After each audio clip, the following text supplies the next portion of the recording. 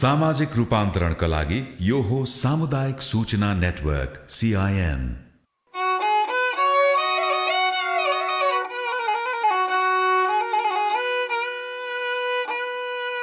सँगै बस्दा दादा दिदी हजुरबा र आमा, स्कुलमा झै कति धेरै सिक्ने कुरा घरमा, करेसामा साग सब्जी लगाए नि हुन्छ, भान्सातिर आमालाई काम सघाए नि हुन्छ, चराहरू घर नजिकै चिरिबिरी गर्छ, गाई बस्तुलाई नानी बाबु कति मन पर्छ, घरको सफाई बारीको घाँस काटे पनि हुन्छ, ठुलासँग मनका कुरा साटे पनि हुन्छ, चित्र कोर्ने कथा लेख्ने कविता चुड्किला, प्रतिभालाई देखाउन गर्न हुन्न ढिला। घरमै रहेका बालबालिकाहरूका लागि रेडियो बाल सिकाइ।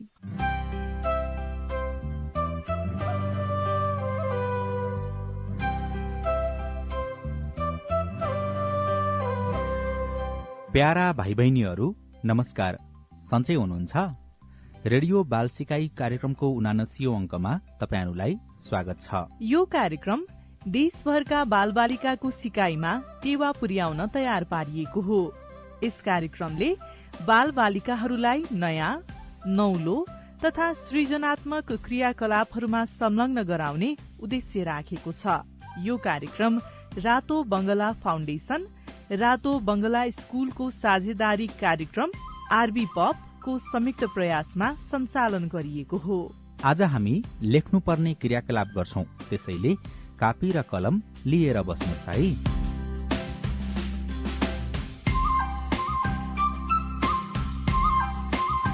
आजको हाम्रो पहिलो तथ्य विष्णु कुमारी वाइबाको बारेमा। प्रसिद्ध नेपाली साहित्यकार विष्णु कुमारी वाइबा नेपाली साहित्यको क्षेत्रमा पारिजातको नामले परिचित हुनुहुन्छ। साहित्यका विभिन्न विधामा कलम चलाउने भएकाले उहाँलाई बहुमुखी प्रतिभा सम्पन्न नारी भनिएको हो। उहाँ भावुक र कल्पनाशील भएकाले पानीमा रुच्दै रुच्दै घुम्ने, वन जंगल चहार्ने, जंगली फूलहरू टिप्ने गर्नुहुन्थ्यो। उहाँलाई साना साना घटनाले पनि गहिरो प्रभाव पार्दथ्यो। उहाँ त्यत्तिकै संवेदनशील, अन्तर्मुखी र कोमल हृदयको पनि हुनुहुन्थ्यो। उहाँले वर्षा ऋतु, गुराँसको फूल र हरियो रंग विशेष गरी मन पराउनुहुन्थ्यो। पारिजातको जन्म दार्जीलिङको लिङ्गिया चिया बगानमा विक्रम सम्वत 1994 वैशाख महिनामा भएको थियो। उहाँको पिता कालुसिंह वाइबा एक चिकित्सक हुनुहुन्थ्यो र माता अमृत मोक्तान हुनुहुन्थ्यो। उहाँको न्वारनको नाम विष्णु कुमारी वाइबा हो, तर लामाले चेकुडोलमा राखिदिएका थिए। चेकुडोलमाको अर्थ तारा रानी भन्ने हुन्छ। उहाँलाई अमर बनाउने नाम भने पारिजात नै हो, जुन उहाँ आफैले रोज्नु भएको थियो।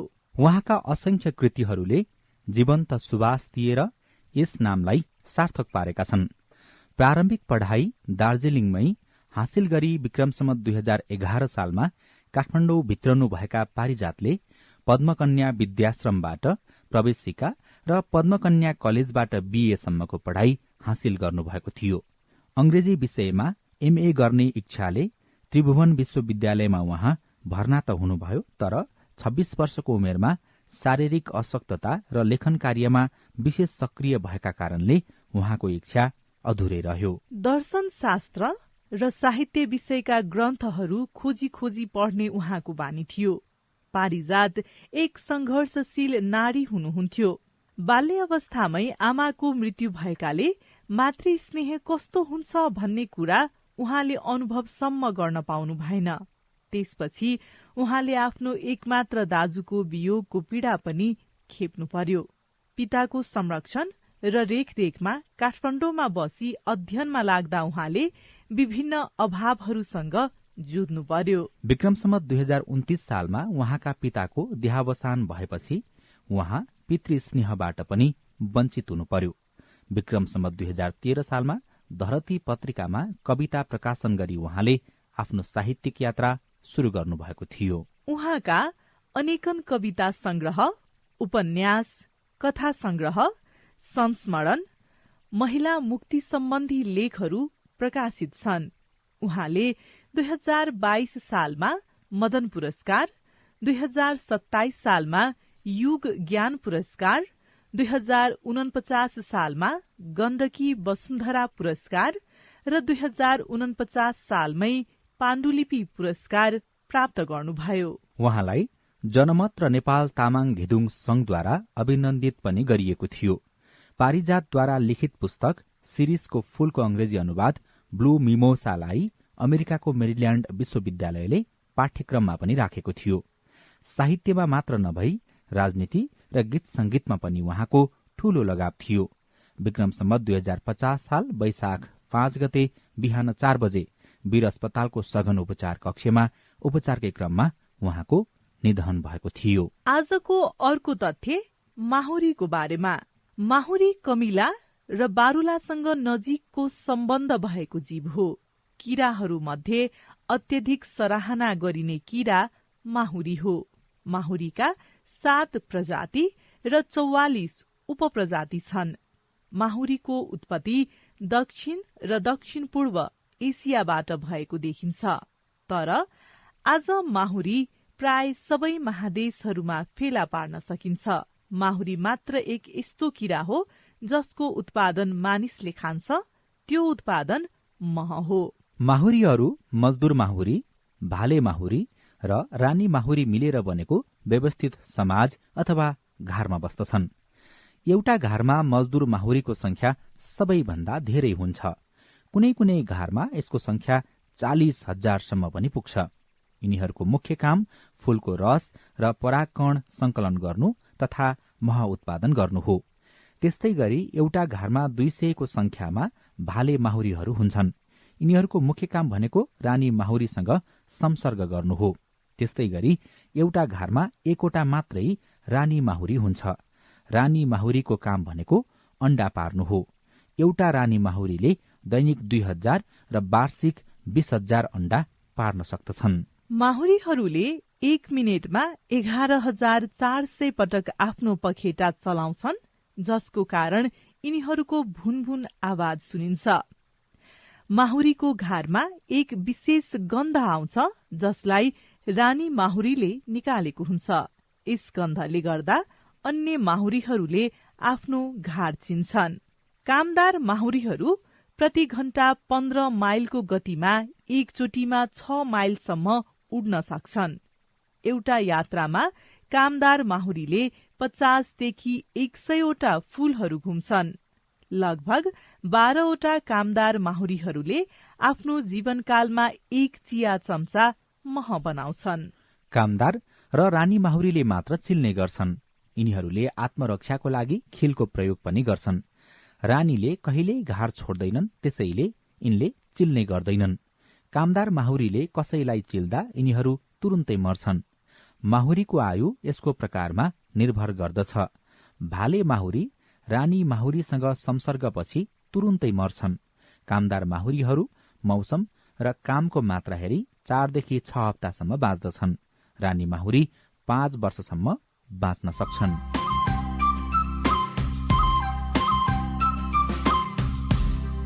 आज हामी एरिक कार्लद्वारा लिखित कथा द भेरी बिजी स्पाइडरको नेपाली अनुवाद अति व्यस्त माकुरी सुनाउँछौ। आज यो कथा दीपा दीक्षितले वाचन गर्दै हुनुहुन्छ। अब एउटा रमाइलो कथा सुनौ है। यस कथाको शीर्षक अति व्यस्त माकुरी र यसका लेखक एरिक कार्ल। एक दिन बिहानको हावाले एउटी माकुरीलाई खेत पारी उडाएर लग्यो। उसको जिउबाट निस्केको एउटा मसिनो र रेशमी धागाले उसलाई पछ्याइरहेको थियो। ऊ बगैँचा निरै भएको एउटा बारमा ओर्ली र तुरुन्तै उसले आफ्नो रेशमी धागाले बारमा जालो बुन्न थालिहाली। मेरो पिठ्यूमा चढेर घुम्न जाने? घोडाले उस नजिकै आएर हि हि गर्दै भन्यो। माकुरीले कुनै जवाफ दिइन, किनभने ऊ आफ्नो जालो बुन्नमा अति व्यस्त थिए। घाँस चर्न जाने? गाईले उसको नजिकै आएर बाँ बाँ गर्दै भन्यो। माकुरीले फेरि पनि जवाफ दिइन, किनभने ऊ आफ्नो जालो बुन्नमा अति व्यस्त थिए। चौरमा दौडन जाने? भेडाले उस नजिक आएर भ्या भ्या गर्दै भन्यो। माकुरीले फेरि पनि जवाफ दिइन, किनभने ऊ आफ्नो जालो बुन्नमा अति व्यस्त थिए। भिरको ढुङ्गामा उफ्रन जाने? बाख्रीले उस नजिकै आएर म्या म्या गर्दै भनी। माकुरीले फेरि पनि जवाफ दिइन, किनभने ऊ आफ्नो जालो बुन्नमा अति व्यस्त थिए। आओ बरु एकछिन मस्तसँग निदाऊ, बिरालाले उस नजिकै आएर म्याउ म्याउ गर्दै भन्यो। माकुरीले फेरि पनि जवाफ दिइन, किनभने ऊ आफ्नो जालो बुन्नमा अति व्यस्त थिए। बिरालालाई लखेट्न जाने? कुकुरले उस नजिकै आएर भौ भौ गर्दै भन्यो। माकुरीले फेरि पनि जवाफ दिइन, किनभने ऊ आफ्नो जालो बुन्नमा अति व्यस्त थिए। हिलामा लडीबुडी खेल्न जाने? सुँगुरले उस नजिकै आएर च्वा च्वा गर्दै भन्यो। माकुरीले फेरि पनि जवाफ दिइन, किनभने ऊ आफ्नो जालो बुन्नमा अति व्यस्त थिए। पौडी खेल्न जाने? हाँसले उस नजिकै आएर क्वाक क्वाक गर्दै भन्यो। माकुरीले फेरि पनि जवाफ दिइन, किनभने ऊ आफ्नो जालो बुन्नमा अति व्यस्त थिए। आऊ हामीलाई सताउने झिँगालाई समातौं, भालेले उस नजिकै आएर कुखुरी कहाँ गर्दै भन्यो। माकुरीले भने केही पनि नगरिकन त्यस झिँगालाई आफ्नो जालमा पारी। को हो यस्तो राम्रो जालो बुन्ने ह? उलुलु उलुलु गर्दै लाटो कोसेरोले सोध्यो। माकुरीले जवाफ दिइन, ऊ त निदाइसकेकी थिए, किनभने दिनभरिको कामले ऊ असाध्यै थाकेकी थिए।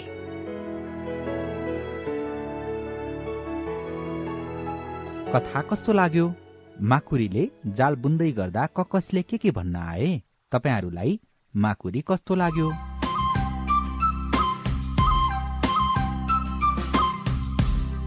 भाइ बहिनीहरू, अब हामी जनावर र तिनीहरूले निकाल्ने आवाजहरूको एउटा रमाइलो क्रियाकलाप गरौं। यसको लागि तपाईहरूसँग कापी र कलम सँगै होला, होइन? यस क्रियाकलापमा हामीले विभिन्न जनावर र तिनीहरूको आवाज बजाउनेछौं। जनावरहरूको नाम अंग्रेजीमा भनिनेछ र त्यसपछि जनावरले निकाल्ने आवाज आउनेछ।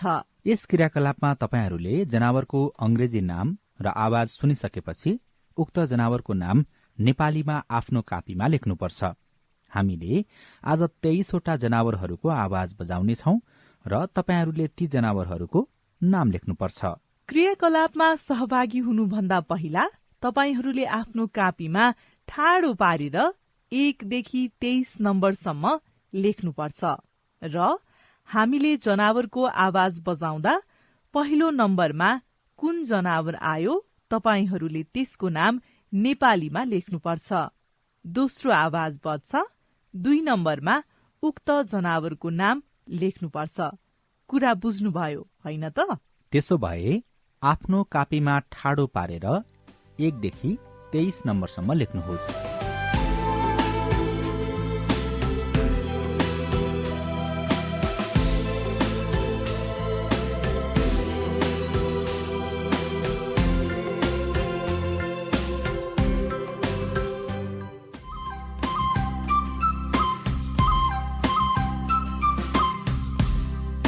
भाइ बहिनीहरू, आज हामी एउटा रमाइलो नाटक सुन्छौं। नाटकको शीर्षक हो लामखुट्टेहरू किन मानिसको कानमा भुनभुनाउँछन्। यो नाटक भर्ना आर्देमाद्वारा लिखित वाइ मस्क्युटोज बज इन पिपल्स इयर्स भन्ने एक अफ्रिकन लोककथामा आधारित छ। के तपाईहरूले नाटकको नामबाट थाहा पाउन सक्नुहुन्छ यो नाटक के का बारेमा होला र यस नाटकमा के हुन्छ होला? सुनौ है त। नाटक लामखुट्टेहरू किन मानिसको कानमा भुनभुनाउँछन्? भर्ना आर्देमाको वाइ मस्किटो बज इन पिपल्स एयर भन्ने अफ्रिकन लोककथामा आधारित नाटक लामखुट्टेहरू किन मानिसको कानमा भुनभुनाउँछन्। चितवनको घना जंगलमा धेरै जनावरहरू हाँसी खुसी बस्दथे। तिनीहरू सधैँ एकअर्काको भलो चिताउँथे र भेट हुँदा नमस्ते भन्ने गर्थे, शुभकामना व्यक्त गर्थे। एक बिहान एउटा लामखुट्टेले छेपारोलाई देख्यो र भन्यो, लामखुट्टे, आज मैले एउटा किसानले आफू जत्रै ठुलो तरुल खनिरहेको देखेँ। त्यसको उत्तर छेपारोले यसरी दियो, तिमीले झुटो बोलेको। कसरी तरुल यति बिग्न ठुलो हुन सक्छ? तिमीबाट यस्तो नचाहिने कुरा सुन्नुभन्दा पहिले म बहिरो भए पनि हुन्थ्यो। छेपारोले दुईवटा काठका ठुटा आफ्ना कानमा घुसार्यो र जंगलतिर लाग्यो। उसकी मिल्ने साथी अजिङ्गरले उसलाई देखी। नमस्ते छेपारो। तर छेपारोले उत्तर नै नदिकन हिँड्यो, किनभने ऊ सुन्नै सक्दैनथ्यो। अब अजिङ्गरले सोच्यो, छेपारोले उसको विरुद्ध कुनै षड्यन्त्र गर्दैछ कि। त्यसपछि ऊ खरायोको खोरमा लुक्न गयो। आफ्नो घरमा बडेमानको सर्प पस्न लागेको देखेर खरायो बुत्रुक्क उफ्रेर भाग्यो। एउटा कागले खरायोको अनौठो व्यवहार देखेर सबैलाई खतराको चेतावनी दियो। कहाँ कहाँ कहाँ? एउटा बाँदरले काग कराएको सुन्यो र केही नराम्रो हुनेवाला छ भन्ठानेर सबैलाई सचेत पार्दै एउटा हाँगाबाट अर्को हाँगामा उफ्रदै गयो। रुखको एउटा कमजोर हाँगा भाँचियो र त्यसले थिचेर उल्लुको सानो बच्चो मर्यो। आमा उल्लु गुडमा फर्कदा त उसले आफ्नो बच्चोलाई मरेको पाई। उल्लुको बच्चा, आमा आमा, यता हेर्नुहोस् न, यता हेर्नुहोस् न, बदमास बाँदरले हाम्रो भाइलाई नै मारिदियो। आमा उल्लु एकदमै दुखी भई। दिनको सुरुवात गर्न सूर्यलाई उठाउने काम उल्लुको थियो, तर आज उनी एकदम दुखी भएकीले उनले यो काम गर्न सकिनन्। त्यसैले लामो समयसम्म सूर्य नउदाएको जंगलका राजा सिंहले जंगलमा सभा बोलाएर भने, म जंगलका सबै जनावरहरूलाई एउटा अति महत्त्वपूर्ण सभामा आउने आदेश दिन्छु। सभामा आमा उल्लु बाहेक सबै जनावरहरू भेला भए। सिंह, जरायो, गएर आमा उल्लुलाई ल्याउने काम तिम्रो है। सरकार, हजुरको आज्ञा पालन गर्न पाउँदा म धन्य हुनेछु। म तुरुन्तै गएर उसलाई ल्याउनेछु। आमा उल्लु आएपछि राजाले सोधे, आमा उल्लु, रातै मात्र भइरहेको धेरै समय भयो, किन तिमीले सूर्यलाई नउठाएको? उल्लु, सरकार, बाँदरले मेरो बच्चा मार्यो। म दिन हेर्न सक्दिन, त्यसैले मैले सूर्यलाई नउठाएकी हुँ। सिंह, ए, उसो भए बाँदरको पो थियो गल्ती। बाँदरलाई बोलाइयो। सरकार, गल्ती कागको हो। उसले खतराको संकेत दिएकाले मैले पनि अरूलाई यो कुरा थाहा छ कि छैन भनेर सहयोग गरेको हो। त्यसै बेला एउटा कमजोर हाँगा भाँचियो र बच्चा उल्लु मर्यो। सिंह, ए, उसो भए कागको पो थियो गल्ती। कागलाई बोलाइयो। महाराज, यो गल्ती त खरायोको पो थियो। दिउँसै उसले बेसरी दौडेको देखेर त्यहाँ खतरा छ जस्तो लागेर मैले मेरा अरू साथीलाई पनि सचेत गराएको हुँ। सिंह, ए, उसो भए खरायोको पो थियो गल्ती। खरायोलाई बोलाइयो। सरकार, यो अजिङ्गरको गल्ती थियो। एउटा ठुलो सर्प आएर मलाई घरबाट लखेट्यो। म डराएर भाग्न थाले। सिंह, ए, उसो भए अजिङ्गरको पो थियो गल्ती। अजिङ्गरलाई बोलाइयो। महाराज, यो त छेपारोको थियो। ऊ मेरो मिल्ने साथीहरू मध्येको एक हो, तर पनि ऊ मसँग बोलेन। मैले सोचे उसले म विरुद्ध षड्यन्त्र गरिरहेको होला। सिंह, ए, उसो भए छेपारोको थियो गल्ती। छेपारोलाई बोलाइयो। राजाले उसका कानबाट काठको ठुटा झिकिदिए र सोधे, छेपारो, तिमीले अजिङ्गर विरुद्ध षड्यन्त्र गरेको हो? सरकार, मैले गरेको छैन। अजिङ्गर त मेरो अति मिल्ने मित्र हुन्। मैले किन यस्तो नचाहिने कुरा गर्नु? अजिङ्गर, त्यसो भए किन तिमीले मेरो चित्त दुखाएको त? मैले नमस्कार गर्दा किन नबोलेको? छेपारो, मैले सुनिनँ नि। लामखुट्टेले बढाइ चढाइ झुटो बोलेको सुन्न नचाहेर मैले 2वटा काठका ठुटा कानमा हालेको थिएँ। सिंह, ए, उसो भए लामखुट्टेको थियो गल्ती? सबै जनावरहरू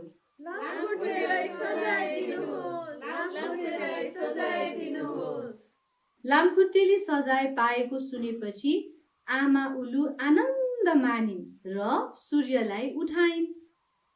उल्लु, सूर्य उदायो र सबै जनावरहरू खुसी भए। लामखुट्टेले यी सब कुराहरू चुप लागेर नजिकैको झाडीबाट सुनिरहेको थियो। धेरै पहिला भएको त्यस घटनाको असर उसलाई आजसम्म पनि परिरहेको छ। त्यसैले त ऊ अझै पनि मानिसको कानमा जान्छ र यसबारे सोध्छ। सबैजना अझ मसँग रिसाएका छन्। भाइ बहिनीहरूलाई नाटक कस्तो लाग्यो? यो नाटक सुनेपछि तपाईहरूले एउटा सानो असमझदारीले कत्रो ठूलो समस्या आउँदो रहेछ भन्ने कुरा बुझ्नुभयो होला, होइन त? के तपाईको पनि कसैसँग यस्तै असमझदारी भएको छ त?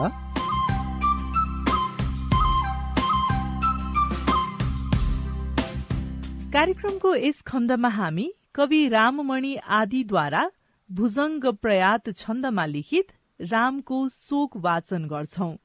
राममणि आदि प्रख्यात कवि हुनुहुन्छ। यस कवितामा कविले रामायण महाकाव्यको एउटा प्रसंग उठाउनु भएको छ।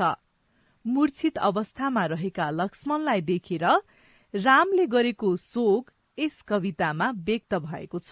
आधा रात बितिसक्यो, जडीबुटी लिन गएका हनुमान फर्केर आएनन्। म यो विपद कसरी सहूं भनेर रामले गरेको बिलौना कवितामा छ। भाइ लक्ष्मण, तिम्रो त्यो सील कहाँ गयो? सबै छाडी तिमी मसित आयौ। आपतमा परेर तिमीले दुःख पायौ। देश पनि छुट्यो। सीतालाई रावणले हरेर लग्यो। तिमी पनि लडिहाल्यौ। अब म कहाँ जाउँ भन्ने रामको करुण पुकार कवितामा मार्मिक रूपमा प्रस्तुत भएको छ। म अभागी रहेछु, मैले जीवनको आधार गुमाएँ। म अब कसरी अयोध्यामा फर्केर जाउँ र आमालाई के बुझाउँ भन्ने रामको शोक कवितामा अत्यन्त राम्रोसँग व्यक्त भएको छ। पहिला भाइ बहिनीहरूले ध्यान दिएर शिक्षक सुधा ओझाबाट यो कविता सुन्नुहोस् र दोस्रो पटक हामीसँगै वाचन गर्नुहोस्। रामको शोक, कवि राममणि आचार्य दीक्षित।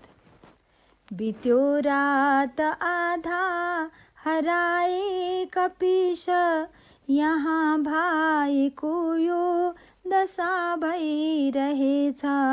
सहुहा विपद के गरी आज यस्तो, गयो भाइ तिम्रो कहाँ शील उस्तो। पछि लागि मेरा सबै छाडी आयो, परे धेर आपत ठुलो कष्ट पायो। अघि प्रेम तिम्रो म माथि थियो जो, हरे आज भाइ सबै त्यो कहाँ गो। छुट्यो देश सीता हर्यो रावणैले, तिमी लुटी हाल्यो कहाँ जानु मैले। अभागी रहेछु बडो दुःख पाएँ, सबै जीवन आधार मैले गुमाएँ। ढल्यौ आज भाइ तिमी प्राण जस्ता, कतै छैन यो रामलाई सुविस्ता। अयोध्या बिसेकी गरी फर्की जाऊँ, उहाँ माइलाई म केले बुझाऊँ। उहाँ माइलाई म केले बुझाऊँ। ल, अब तपाईहरू पनि सँगसँगै वाचन गर्ने प्रयास गर्नुहोस्। यसपटक चाहिँ यो कविता कक्षा 8 का विद्यार्थी आयाम आचार्यले वाचन गर्दै हुनुहुन्छ। बित्यो रात आधा हराए कपिस, यहाँ भाइको यो दशा भइरहेछ। सहुहा विपद के गरी आज यस्तो, गयो भाइ तिम्रो कहाँ शील उस्तो। पछि लागि मेरा सबै छाडी आयो, परे धेर आपत ठुलो कष्ट पायो। अघि प्रेम तिम्रो ममाथि थियो जो, हरे आज भाइ सबै त्यो कहाँ गो। छुट्यो देश सीता हार्यौ रावणैले, तिमी लोटिहाल्यौ कहाँ जानु मैले। अभागी रहेछु बडो दुःख पाएँ, सबै जीवन धार मैले गुमाएँ। टल्यौ आज भाइ तिमी प्राण जस्ता, कतै छैन यो रामलाई सुविस्ता। अयोध्या बिसेके गरी फर्की जाऊँ, उहाँ माइलाई म केले बुझाऊँ। उहाँ माइलाई म केले बुझाऊँ।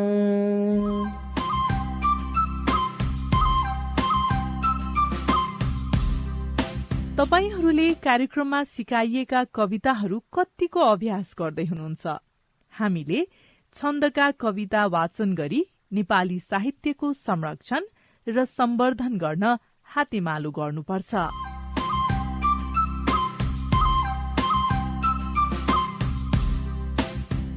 भाइ बहिनीहरू, हामी कार्यक्रमको अन्त्यमा आइपुगेका छौं। श्रोतावृन्द, आशा छ आजको कार्यक्रम तपाईहरूलाई ज्ञानवर्धक मात्र नभई मनोरञ्जनात्मक पनि भयो होला। धन्यवाद।